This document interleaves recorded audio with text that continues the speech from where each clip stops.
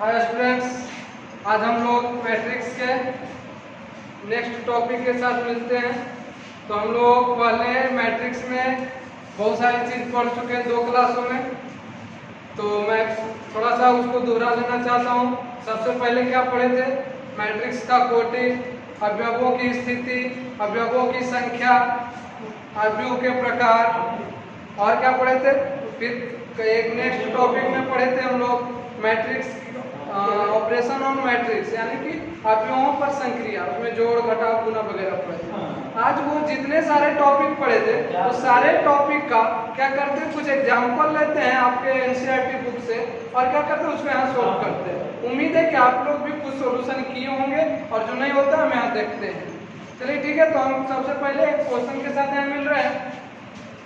वो है कि अवयव एक दिया हुआ है और उसका कोटि ज्ञात करने के लिए कह रहा, अवयवों की संख्या ज्ञात करने के लिए कह रहा और कुछ अवयवों की स्थिति ज्ञात करने के लिए कह रहा। तो चलिए, जब हम लोग पढ़ रहे थे तो किसी भी मैट्रिक्स का फर्स्ट क्लास में बताए थे किसी मैट्रिक्स का कोटि किस तरह ज्ञात करते हैं, ऑर्डर ऑफ मैट्रिक्स किस तरीके से ज्ञात करते हैं।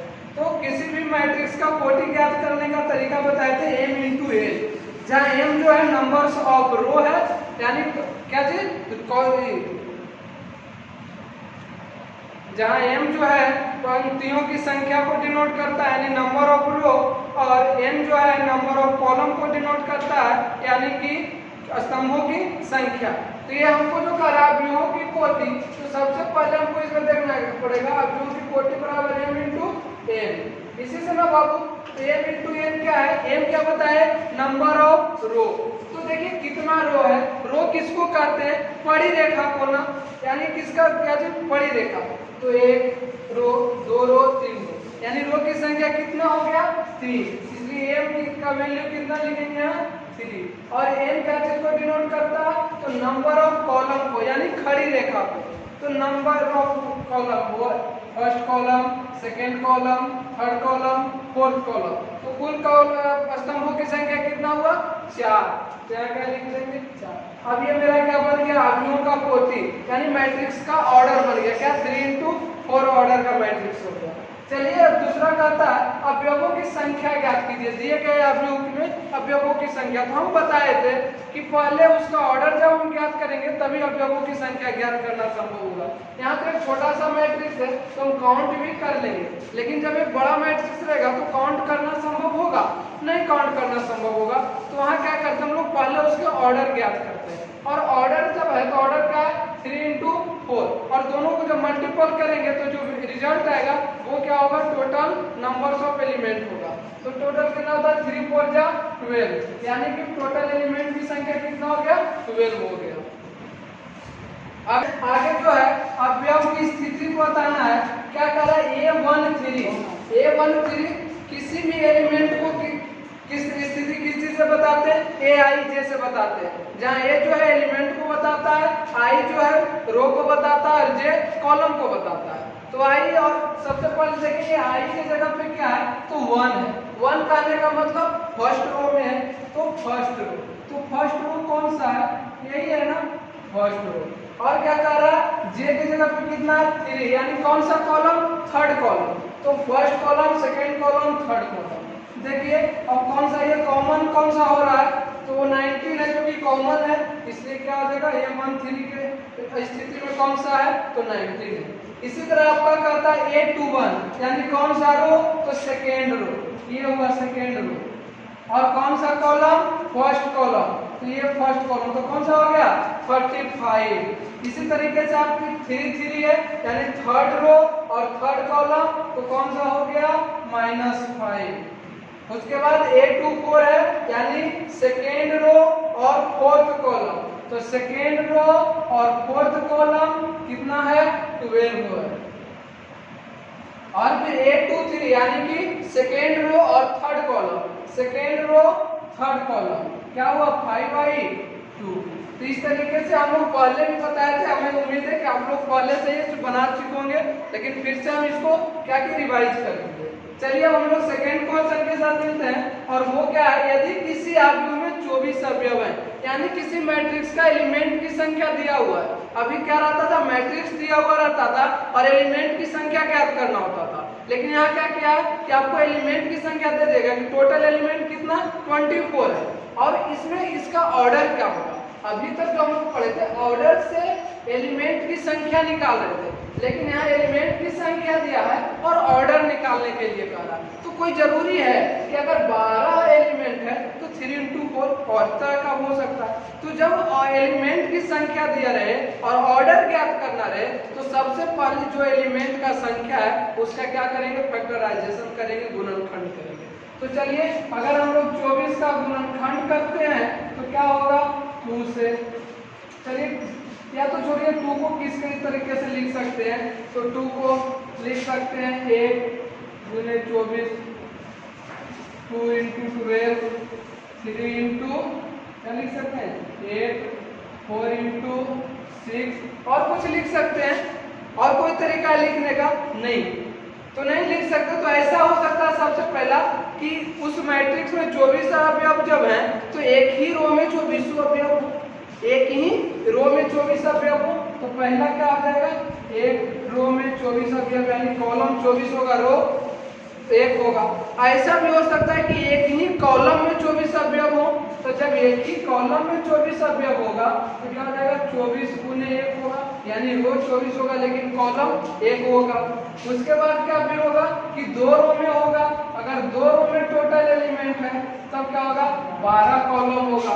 अगर 12 कॉलम अगर 2 कॉलम में होगा तो 12 रो में होगा। इसी तरीके से अगर 3 रो में है तो 8 कॉलम में होगा, अगर 3 कॉलम में है तो 8 रो में, सॉरी यहाँ देखिए एक ही लिखा गया 12 into 2 होगा ना, यहाँ 8 into 3 होगा, और क्या हो सकता है 4 into 6 हो सकता है, और 6 into 4 हो सकता है। और कोई संभव है, और इसका फैक्टराइजेशन जब नहीं संभव है तो ये भी नहीं, क्योंकि देखिए अगर एक रो होगा तो 24 कॉलम होगा। तो जब एक रो में 24 एलिमेंट को लिख सकते हैं तो एक कॉलम में भी तो 24 एलिमेंट को लिख सकते हैं, उल्टा भी तो कर सकते हैं। चलिए तो ये 2 कंडीशन बना। फिर अगर 2 रो में लिखते हैं 12-12 करके तो 2 कॉलम में भी तो 12-12 करके लिख सकते हैं। तो एक बार 2 रो में हो गया, एक बार 2 कॉलम में हो गया। उसी तरह अगर 3 कॉलम में लिखते हैं तो 3 रो में भी तो लिख सकते हैं, फिर 4 कॉलम में लिखेंगे तो 4 रो में लिखेंगे, यानी कुल संभव कोटियां कितना है, तो 1 2 3 4 5 6 7 8, कुल संभव कोटि कितना है 8। अगर हमारे पास टोटल 24 एलिमेंट है तो उसको उस आव्यूह को हम 8 तरीके से लिख सकते हैं, 8 ऑर्डर में लिख सकते हैं। अगला क्या करता है आपका, इस तरीका का बहुत सा मैथ आपको मिलेगा, आगे बनाइएगा। इसमें क्या करता है कि एक 2 into 2 आव्यूह का एक मैट्रिक्स ऑफ A बराबर AIJ की रचना कीजिए जिसके लिए अवयव निम्न प्रकार के हैं। यहाँ क्या दिया है AIJ अब क्या है, हम आपको फर्स्ट क्लास में ही बताए थे कि AIJ जो है वो क्या है, अवयवों की स्थिति है, अवयवों की स्थिति है। हम उस दिन बताए भी थे, कुछ एग्जाम्पल देकर। तो जब अवयव की स्थिति किस तरीके से, इस तरीके से मैट्रिक्स कैसा बनाना है, किस ऑर्डर का मैट्रिक्स बनाना है, 2 into 2 ऑर्डर का सबसे पहले मैट्रिक्स बनाते हैं 2 into 2, यानी 2 रो होगा और 2 कॉलम होगा। चलिए तो फर्स्ट A11 होगा, A12 होगा, A21 होगा, A22 होगा। अगर 2 into 2 में ऑर्डर का मैट्रिक्स इसी टाइप का ना बनेगा, 2 रो भी है और 2 कॉलम भी है। तो आए बात समझ लेना। अब क्या करना है कि उसका प्रत्येक जो एलिमेंट है उसका स्थिति किस रूप में है, AIJ बराबर इस रूप में है। तो चलिए AIJ बराबर इतना दिया हुआ है ना बाबू, तो A11 के जगह पे हम लिख सकते हैं I के जगह पे भी 1 है, J के जगह पे भी 1 है, तो I के जगह पे भी 1 लिख दिए प्लस J के जगह पर भी 1 लिख दिए, और दोनों का होल स्क्वायर है तो होल स्क्वायर कर दिए और बटा 2 कर दिए। तो 1 1 2, 2 का स्क्वायर 4, 4/2, 2 4 कितना, 2 से अगर 4 को क्रॉस करेंगे तो 2 आएगा, यानी A11 की स्थिति में कितना आ गया 2 आ गया। इसी तरह A12 है ना, तो A12 रखेंगे तो I के जगह पे 1 और 2, J के जगह पे 2, दोनों का स्क्वायर किए बटा 2 रखे। अब क्या हुआ 2 और 1 3 का स्क्वायर करेंगे 9/2, हम क्या करते हैं, A21 है नेक्स्ट एलिमेंट, तो A21 को क्या करते हैं, तो 2 + 1 का होल स्क्वायर करेंगे। क्यों? क्योंकि I के जगह पे 2 है और J के जगह पे 1 है, बटा 2, तो 2 + 1 3, 3 का स्क्वायर 9/2, और लास्ट क्या है, तो A22 है, तो A22, तो क्या 2 + 2 का स्क्वायर बटा 2, तो क्या करेंगे, 2 2 4 का स्क्वायर 16/2, तो 8 और क्या हो गया।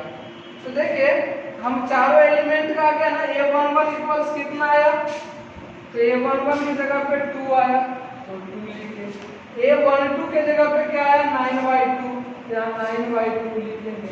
फिर क्या आया, A21 के जगह 9/2, तो 9/2 लिखेंगे। और फिर A22 के जगह क्या आया, 8, तो ये मेरा क्या बन गया, मैट्रिक्स। यही आव्यूह का रचना करना था, यही करा था ना, A22 आव्यूह का रचना कीजिए, जिसके लिए एलिमेंट का स्थिति इस तरीके से।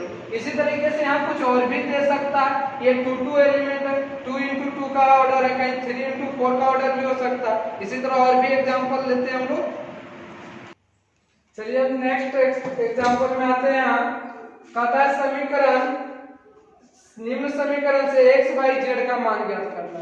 ये जो है बनाने से पहले हम जान लेते हैं, 10th क्लास में हम लोग पढ़े थे 2-3 विधि, विलोपन विधि, प्रतिस्थापन विधि। उम्मीद है कि आप लोग याद रखे होंगे, अगर खा गए तो फिर गड़बड़ हो जाएगा। पहले देखते हैं, तो इसमें एक चीज है इक्वालिटी, यानी कि समानता जो है वो जानते हैं। अगर इस मैट्रिक्स से कि जब बीच में बराबर का चिन्ह है, दो आव्यूहों के बीच बराबर का चिन्ह दिया हुआ, यानी दोनों के जो इक्वल अवयव होंगे वो एक दूसरे के बराबर होंगे, सेम स्थिति वाले। जैसे यहाँ से A11 के जो है वो इसके इस B11 के बराबर होंगे, A12 B12 के बराबर होगा, सारे एलिमेंट एक दूसरे के बराबर होंगे। कब? जब बीच में दो अवयवों के बीच में बराबर का चिन्ह दिया हुआ। तो हम लिख सकते हैं यहाँ क्या, y बराबर 4, z बराबर 3, x बराबर 1 और y बराबर तो 5 है। यही ना ज्ञात करना था।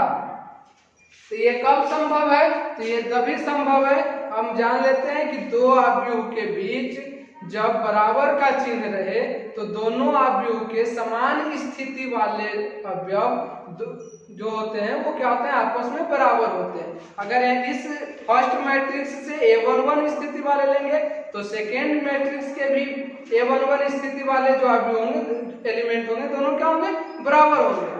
तो यही यहाँ से देखिए दोनों का, तो ये 4 जो है y के बराबर होगा, x के बराबर कौन सा होगा, तो 1 होगा, z के बराबर क्या होगा, 3 होगा, 5 तो 5 के बराबर है।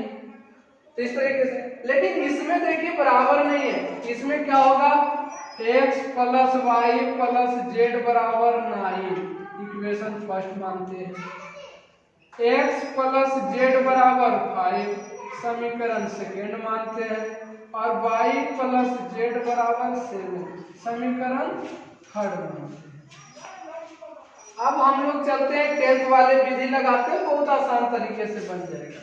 हम क्या करते हैं, समीकरण फर्स्ट माइनस समीकरण थर्ड, यानी समीकरण फर्स्ट में थर्ड को घटाने पर।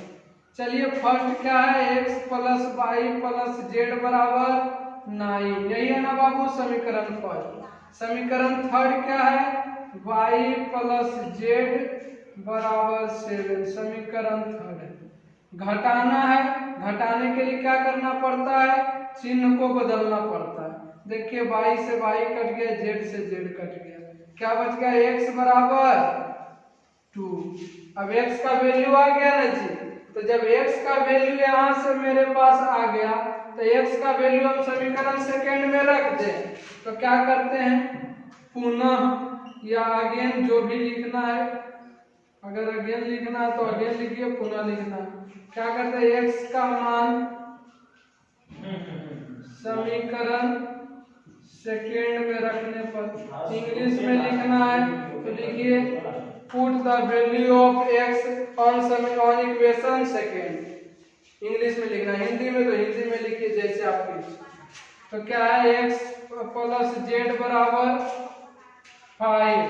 अब क्या x का वैल्यू कितना आया है, 2, तो क्या करेंगे z बराबर 5 माइनस एक्स, यानी कि 5 माइनस 2 बराबर 7। तो x और z का मान आ गया, y का मान निकालना है ना, तो या तो ये x और z का मान फर्स्ट में रख दीजिए, चाहे तो z का मान थर्ड में रख दीजिए, बात बराबर है।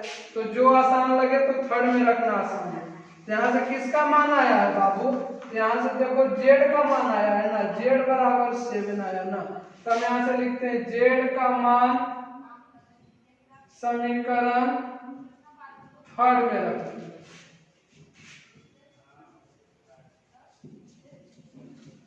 तो समीकरण थर्ड में रखते हैं, z का मान तो क्या होगा, y प्लस z बराबर 7, y बराबर 7 माइनस z, y बराबर 7 माइनस 7, क्योंकि z का मान कितना है 7, y बराबर 0। अब इसलिए क्या होगा, x बराबर कितना आया है 2, y बराबर 0 और z बराबर, यही आंसर।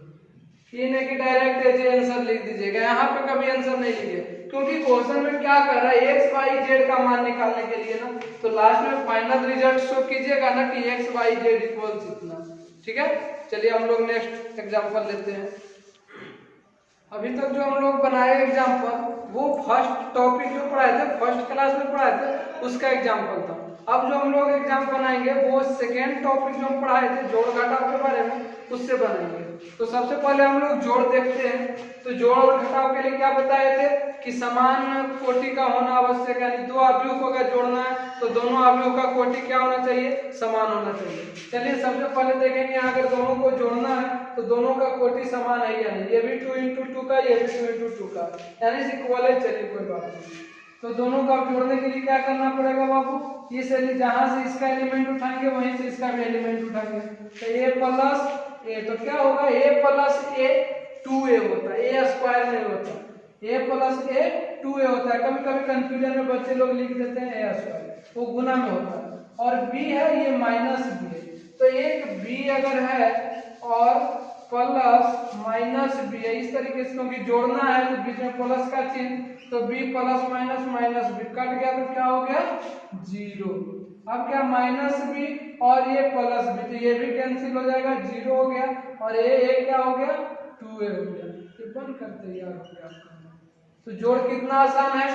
अब उसी तरह एक और जोड़ है, उसको भी देखते हैं। हम अभी बताए समान कोटि का होना आवश्यक है, दोनों समान कोटि का है। अब जोड़ करने के लिए जहां से इस एलिमेंट को उठाएंगे वहीं से इसका भी एलिमेंट को उठाएंगे। तो यहाँ है a square plus b square, और प्लस करेंगे तो ये क्या हो जाएगा प्लस 2ab। अब यहाँ से लेंगे तो ये हो जाएगा b square plus c square, तो यहाँ से इसको उठाए तो यहाँ से इसको जोड़ेंगे प्लस 2bc। अब यहाँ से a square plus c square, तो a square plus c square, और क्या है माइनस 2ac, तो प्लस माइनस माइनस 2ac। अब a square plus b square plus minus minus 2ab। चलिए अब देखिए फॉर्मूला पे है तो इसको ही नहीं छोड़ेंगे, किसी भी मैथ को बनाएंगे तो जब तक उसका लास्ट रूप नहीं आ जाए, अंतिम रूप नहीं आ जाए टूटकर, तब तक उसको बनाते जाएंगे। तो इसका क्या होगा a square plus b square plus 2ab, बचपन से पढ़ते आ रहे हैं, क्या होता है a प्लस b का होल स्क्वायर। चलिए तो लिखेंगे a प्लस b का होल स्क्वायर, ये a square b square plus c square plus 2bc, यानी b प्लस c का होल स्क्वायर, ये a square plus c square minus 2ac, यानी कि a माइनस c का होल स्क्वायर, और a square plus b square minus 2ab, यानी a minus b का whole square. तो इस तरीके से जोड़ सीख गए होंगे लगभग स्टूडेंट। जोड़ बहुत आसान है, हम बताए भी थे कि जोड़ घटाव आसान है, गुना में थोड़ा सा समझना है। तो अब हम लोग नीचे 2 गुना दिया है, तो गुना का एग्जांपल ये, गुना के लिए जो हम कल बताए थे उसको थोड़ा सा फिर से रिवाइज कर लेते हैं कि जब दो अवयवों को गुना करना है तो उसके लिए 2 शर्त है। जैसे जोड़ के लिए एक शर्त था कि दोनों अवयवों का कोटि समान होना चाहिए, तो इसमें 2 शर्त है। पहला शर्त है कि दोनों अवयवों का कोटि क्या होना चाहिए, समान होना चाहिए। अगर दोनों अवयवों का कोटि समान नहीं है तो पहले अवयव का स्तंभ का संख्या दूसरे अवयव के पंक्तियों के संख्या के बराबर होना चाहिए। चलिए देखते हैं ऐसा है कि नहीं। तो सबसे पहले में दोनों अवयव का क्या है, कोटि समान है, यानी गुना करना संभव है। तो चलिए गुना करते हैं। तो गुना करने के लिए कल का जो तरीका क्या बताए थे, रो इनटू कॉलम, रो इनटू कॉलम। तो चलिए बारी बारी से करेंगे। तो पहले क्या, फर्स्ट रो को फर्स्ट कॉलम से, तो ए गुने ए स्क्वायर, यहाँ ए गुने ए है इसलिए ए स्क्वायर होगा। उसके बाद बी गुने बी प्लस बी स्क्वायर। अब फर्स्ट रो को फर्स्ट कॉलम से किए तो फर्स्ट रो को सेकंड कॉलम से भी करेंगे। ए को माइनस बी से गुना किए minus A B, plus B को ए से गुना किए तो ए बी। अब क्या करेंगे, फर्स्ट रो को दोनों कॉलम से कर लिए ना बारी बारी से, अब सेकेंड रो को फर्स्ट कॉलम से करेंगे। तो देखिए क्या है, ए को ए से गुना माइनस ए को ए से गुना करेंगे तो माइनस ए स्क्वायर। उसके बाद फिर ये ए को बी से गुना करेंगे तो क्या होगा, प्लस ए बी। और फिर क्या करते हैं, ए सेकेंड रो को सेकेंड कॉलम से करेंगे तो माइनस ए बी और प्लस ए स्क्वायर, यही होगा ना। अब देखिए ए स्क्वायर प्लस बी स्क्वायर, कहीं हम लोग क्वेश्चन में मिस्टेक किए,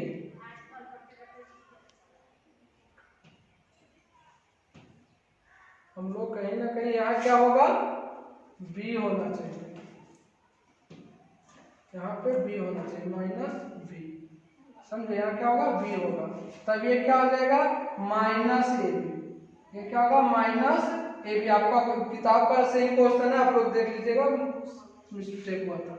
ये क्या हो गया माइनस ए बी, ये हो गया प्लस ए बी। और इसको जब गुना किए तो ये माइनस, यहाँ भी माइनस है यहाँ भी माइनस, तो ये प्लस ए बी और ए और बी, ये क्या हो गया प्लस ए बी हो गया।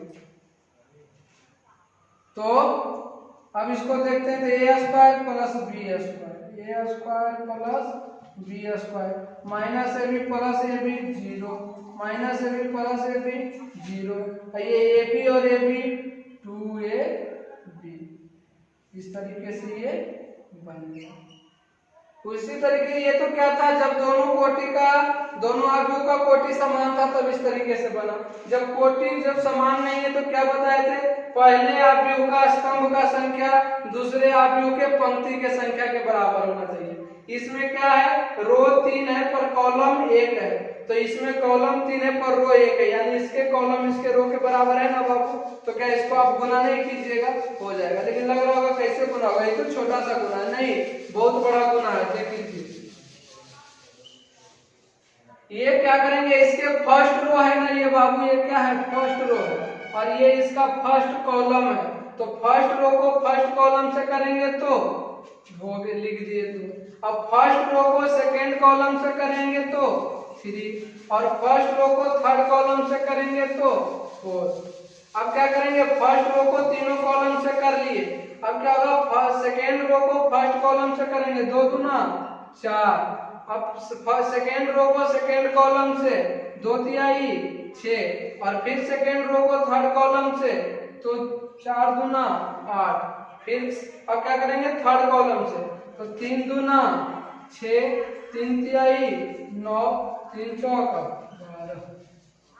तो इस तरीके से ये बन गया।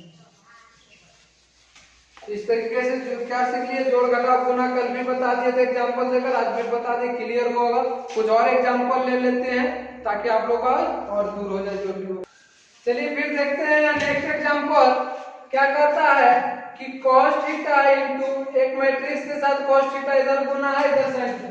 कल हम एक चीज बताए थे कि किसी नियतांक को किसी मैट्रिक्स में गुना करने के लिए जोड़ के बाद एक नेक्स्ट जो टॉपिक था वो यही था कि किसी नियतांक को, यहाँ दोनों चीज आ गए, पहले नियतांक को गुना करना, उसके बाद तो किसी नियतांक को जब किसी मैट्रिक्स में गुना करना होता है तो क्या करते हैं, उस मैट्रिक्स के सारे एलिमेंट में उस नियतांक को गुना करेंगे। तो यहाँ भी वही करते हैं, ये क्या है नियतांक के रूप में, कांस्टेंट के रूप में cos थीटा, यहाँ sin थीटा भी कांस्टेंट के रूप में, और इस मैट्रिक्स में गुना करना मतलब मैट्रिक्स में गुना करने का मतलब उस मैट्रिक्स के सारे एलिमेंट में गुना करना है, सारे अवयव में गुना करना है। तो चलिए cos थीटा को cos थीटा से गुना करेंगे तो क्या होगा बाबू, cos square theta, cos theta को sin थीटा से गुना करेंगे तो sin theta into cos theta, फिर यहाँ minus sine theta minus sine theta into cos theta. ऐसा आप लोग बोल सकते हैं कि पहले cos थीटा क्यों नहीं लिखे, तो अच्छा लगने के लिए, ताकि और अच्छा लगे इसलिए क्या करते हैं सजाकर पहले साइन को उसके बाद cos को लिखते हैं। इससे क्या होगा, कभी गड़बड़ नहीं होगा, हमेशा ये ध्यान में रहेगा। अब क्या करते हैं, प्लस का चिन्ह है, प्लस का चिन्ह दे देते हैं, ये कांस्टेंट को इस मैट्रिक्स में गुना कर देते हैं। तो साइन थीटा को साइन थीटा से क्या होगा, sine square theta, sine theta को माइनस कॉस थीटा से minus sine theta into cos theta, sine theta को कॉस थीटा से sine theta into cos theta, और साइन थीटा को साइन थीटा से तो साइन स्क्वायर थीटा। अब क्या करना है, दोनों मैट्रिक्स को जोड़ना है। जोड़ने के लिए तो क्या करेंगे, देखिए जोड़ते हैं तो क्या हो जाएगा, sine square theta plus cos square theta. इसको जोड़ेंगे तो क्या हो जाएगा, sine theta into cos theta plus minus minus sine theta into cos theta. अब इसको जोड़ेंगे तो क्या हो जाएगा, वही होगा minus sine theta into cos theta plus sine theta into cos theta, और ये हो जाएगा फिर sine square theta plus cos square theta. चलिए अब हम लोग पढ़े sine square theta plus cos square theta बराबर कितना, 0 कि 1। 10th में भी पढ़े, 11th में भी त्रिकोणमिति में पढ़ना था, sine square theta plus cos square theta का वैल्यू 1 होता है। ये प्रूव करने के लिए भी आता, बहुत इंपॉर्टेंट है। 11th क्लास का देखिएगा, मेरा वीडियो प्रूव करके बताया हुआ रहेगा। और ये क्या हो जाएगा, ये दोनों कट जाएगा तो 0, और ये भी कट गया तो क्या हो जाएगा 0, और sine square theta cos square theta 1। तो इस तरीके से दो कांस्टेंट को मैट्रिक्स में गुना करके जोड़ने के लिए सीखे। अब देखिए वो देता है x प्लस वाई बराबर ये मैट्रिक्स और x माइनस वाई बराबर ये मैट्रिक्स, सभी हम लोग पढ़े थे। तो क्या पढ़े थे, 10th का प्रतिस्थापन विधि विलोपन विधि से बना रहे थे, तो वो आसान था, मैट्रिक्स नहीं था, सिर्फ संख्या था। लेकिन यहाँ क्या किया, मैट्रिक्स को लगा दिया, पर बढ़ाने की जरूरत नहीं है, सीखना है हमको। तो चलिए क्या है, हम इसको समीकरण फर्स्ट मान ले, x प्लस वाई बराबर से जो लिखा हुआ मैट्रिक्स को लिख दीजिए। ये क्या हो गया, इक्वेशन फर्स्ट, और ये क्या है, x माइनस वाई बराबर 3 0 0 3, इक्वेशन सेकेंड। अब बताइए कि दोनों अवयव को जोड़ना है या घटाना है। तो जब दोनों अवयव में दोनों का जो संकेत हो, साइन हो, चिन्ह हो, वो बराबर रहे, सेम चिन्ह रहे, तब क्या करते हैं, घटाते हैं, ताकि घटाने में चिन्ह क्या हो, एक बदल जाए और कटे। लेकिन यहाँ तो ऑलरेडी बदला हुआ ना, तो जोड़ देंगे। जोड़ने से क्या होगा, 22 से 22 कट गया, ये 1 से 1 से जुड़कर क्या हो गया 2x। तो ये दोनों को जोड़े हैं ना, तो इधर दोनों मैट्रिक्स भी तो जुड़ेगा ना, तो दोनों मैट्रिक्स को जोड़ दीजिए। तो क्या हो जाएगा 7 2 0 5 प्लस 3 0 0 3, तो 2x बराबर क्या करेंगे, दोनों को जोड़ेंगे, 7 3 10 0 2 5 3 8। अब देखो इधर दो क्या चीज में है, गुना में, इधर जाएगा तो भागा में, तो मैट्रिक्स का भागा तो बताए नहीं किए, नहीं प्रश्न उठ जाता है कि आप तो मैट्रिक्स का गुना बताए, भागा नहीं बताए। कोई बात नहीं बताए हैं तो सब चीज का उपाय है, समस्या आता है तो उसका समाधान भी आता है। चलिए इधर क्या चीज है, 2 है ना बाबू, तो इधर 2/1 है, तो वने जाके 1/2 नहीं बनेगा, बन जाएगा। चलिए कोई बात नहीं, इसको इधर 1/2 कर दो, देखिए अपने ही भागा गुना जो था सब समस्या का समाधान हो जाएगा। ये 10 0 2 8। अब ये क्या, एक नियतांक है ना 1/2, इसको क्या करेंगे, सब में गुना करेंगे, तो क्या हो जाएगा, x बराबर गुना करो 10 में 1/2 को गुना करोगे 5 आएगा, 0 में गुना करेंगे तो 0 ही रहेगा, और क्या करेंगे 1/2 में गुना कर 2 को गुना करेंगे तो 1 हो जाएगा, और फिर ये 4। तो x का मान आ गया ना। अब हमको किसका मान निकालना है, y का मान निकालना है। तो y का मान निकालने के लिए क्या करना पड़ेगा, तो चलिए समीकरण फर्स्ट में चलते हैं। हम x का मान कहाँ रख देंगे, समीकरण फर्स्ट में रखेंगे।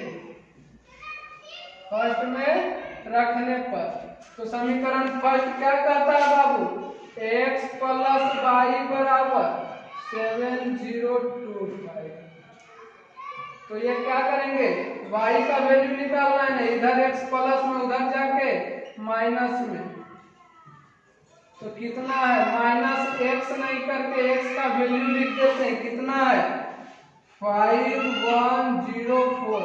अब हमको उम्मीद है कि आपसे बन जाना चाहिए, बहुतों घटाव बता चुके हैं मैट्रिक्स में। आगे इसको क्या कीजिएगा, घटाइएगा, आपका रिजल्ट आ जाएगा। ठीक है, और नेक्स्ट एग्जांपल हम, चलिए इस एग्जांपल में देख देखिए क्या कहता है, फंक्शन ऑफ x दिया हुआ है तो कहता है so that function of x into function of y बराबर function of x plus y।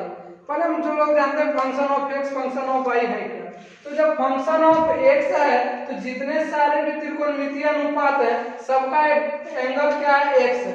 वही अगर फंक्शन ऑफ y होगा तो सभी त्रिकोणमितीय अनुपात का जो एंगल है वो y हो जाएगा, यानी थीटा का वैल्यू क्या हो जाएगा, y हो जाएगा। अगर function of x plus y आएगा तो सभी त्रिकोणमितीय फलन का जो है वो एंगल वो क्या हो जाएगा, x प्लस y होगा। तो पहले क्या कह रहा, फंक्शन ऑफ x और फंक्शन ऑफ y को गुना करना है। तो ये फंक्शन ऑफ x है और उसी को क्या किया, सबका जो एंगल है थीटा का वैल्यू वो y चेंज कर दिया y के रूप में, तो ये जो फंक्शन ऑफ y हो गया। और दोनों को गुना करेंगे, तो गुना करने का तरीका तो पता है आप लोग को, रो गुने कॉलम करेंगे। फर्स्ट रो को फर्स्ट कॉलम से करेंगे, फिर फर्स्ट रो को सेकंड कॉलम से करेंगे, फिर फर्स्ट रो को थर्ड कॉलम से करेंगे, बारी बारी से करते जाएंगे। अब बोलिए कि यहाँ जीरो होता नहीं लिखे, यहाँ भी जीरो होता नहीं लिखे, क्योंकि प्लस जीरो लिखने से कोई फायदा तो है नहीं।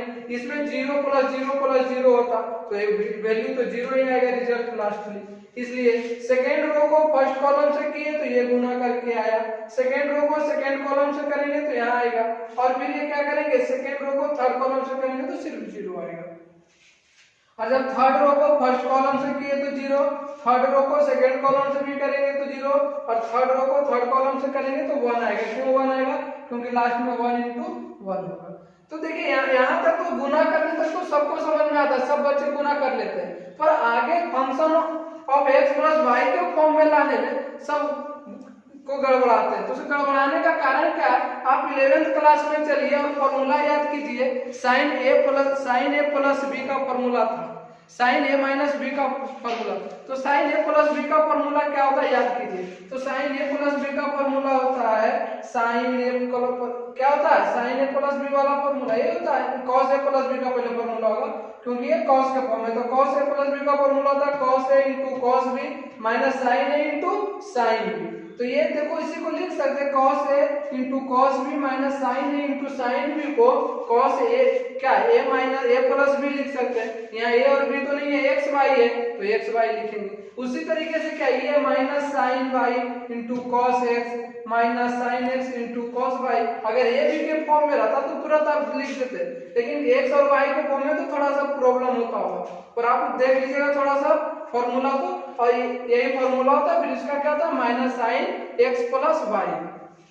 इसी तरीके से इसका फॉर्मूला क्या होगा sine x into cos y plus cos x into sine y, तो साइन एक्स प्लस वाई उसका फॉर्मूला होता है। ए प्लस बी के फॉर्म में आपका बुक में सारा फॉर्मूला दिया हुआ है। फिर minus sine x into sine y plus cos x into cos y, तो क्या हो गया कॉस एक्स प्लस वाई, जो फर्स्ट बार में फॉर्मूला बता रहे थे, और ये जीरो है। तो अगर हम देखो फंक्शन एक्स प्लस वाई लिखते तो क्या होता cos x प्लस वाई, तो क्या cos x प्लस वाई नहीं आया। अगर वही function of x plus y है इसमें जोड़ते तो minus sine x plus y आता, तो minus sine x plus y आया होगा। जीरो के साथ तो फंक्शन चेंज होगा ही नहीं, वही फंक्शन रहेगा। फिर minus sorry sine x y है तो इसका फंक्शन ऑफ x वाई क्या होगा साइन x प्लस वाई, तो साइन x प्लस वाई आया हुआ। cos x का फंक्शन है ऑफ x प्लस वाई क्या होगा, तो क्या होगा cos x प्लस वाई, बाकी तो जीरो का जीरो वन का वन ही रहेगा। तो क्या दोनों का सेम आया ना, जितना गुना करके आया अगर function of x plus y भी लिखेंगे तो इतना ही आएगा ना, इसलिए प्रूफ हुआ ना कि function of x into function of y बराबर function of x plus y. आए समझ में? चलिए एक और एग्जांपल छोटा सा लेते हैं और उसके बाद अब देखिए ये कहता है इफ मैट्रिक्स ऑफ ए बराबर इतना then A square minus 5a plus 6i बराबर 1। तो ये सबसे पहले क्या जिस टाइप का जब भी रहेगा बहुत समय तो आपको पढ़ने के लिए मिलेगा। तो मैट्रिक्स ऑफ ए दिया हुआ, जब ए स्क्वायर निकालने के लिए कह रहा है तो क्या करेंगे, ए गुने ए करेंगे, यानी इसी मैट्रिक्स को 2 बार गुना करेंगे। तो मेरे पास क्या आ जाएगा, ए स्क्वायर का वैल्यू पहले निकाल लेंगे। उसके बाद क्या कर रहा हूं 5a, तो 5a निकालने के लिए क्या करेंगे 5 इंटू ए यानी मैट्रिक्स ऑफ ए, इसके सारे एलिमेंट में 5 को गुना करेंगे तो 5 आ जाएगा। फिर 6i कह रहा है तो 6 इंटू आई फॉर हम बताए थे इमेज क्या बताए थे identity matrix, I for identity matrix यानी तत्समक आव्यूह। तत्समक आव्यूह किसे कहते हैं, तो देखिए कि तो तत्समक आव्यूह वैसे आव्यूह को कहते हैं जो क्या हो वर्ग में हो और जो डायगोनल में हो, और डायगोनल के सारे जो एलिमेंट हो वो क्या हो 1 हो और उसके डायगोनल के अलावा सारे एलिमेंट 0 हो। तो वो आपको डिपेंड करता है पहले जो मैट्रिक्स दिया है वो किस ऑर्डर का मैट्रिक्स है। तो ये 3 ऑर्डर 3 का मैट्रिक्स है, तो जो आपका आइडेंटिटी मैट्रिक्स होगा वो भी 3 ऑर्डर 3 का ही होना चाहिए। तो 6 इंटू 3 का यानी 1 0 0 0 1 0 0 0 1, ये क्या हो गया आपका 3 इंटू 3 ऑर्डर का आइडेंटिटी मैट्रिक्स हो गया। अब इसमें 6 को गुना करेंगे तो 6 को गुना किए तो ये क्या बन जाएगा 6 0 0 0 6 0 0 0 6। अगर हम आप लोग से पूछे कि ये आइडेंटिटी मैट्रिक्स था, इसमें 6 को गुना किए तो ये कौन सा मैट्रिक्स बना, तो ये कौन सा मैट्रिक्स बन गया अदिश आव्यूह बन गया। ये डायगोनल में भी है, इसके डायगोनल के अलावा सभी एलिमेंट 0 है, लेकिन और डायगोनल के सारे एलिमेंट क्या है समान है, 1 नहीं है समान है, तो वो क्या हो जाते अदिश आव्यूह हो जाते, पढ़ाई भी होती है। अब क्या करेंगे, ये मेरा आ गया 6i का 5a का और a स्क्वायर का, सारे का जब वैल्यू निकालेंगे तो पहले a स्क्वायर में 5a को घटा देंगे और जो आएगा उसको फिर 6i में जोड़ देंगे। इतना तो आसान है, ये तो आप भी कर सकते जोड़ घटाव। इसी तरह कल से तो पिछले क्लास से ही पढ़ते आ रहे हैं। इसी तरीके मेरे चैनल में बने रहिए लेटेस्ट वीडियो के लिए और फिर आप लोग के लिए नेक्स्ट टॉपिक लेकर आते हैं।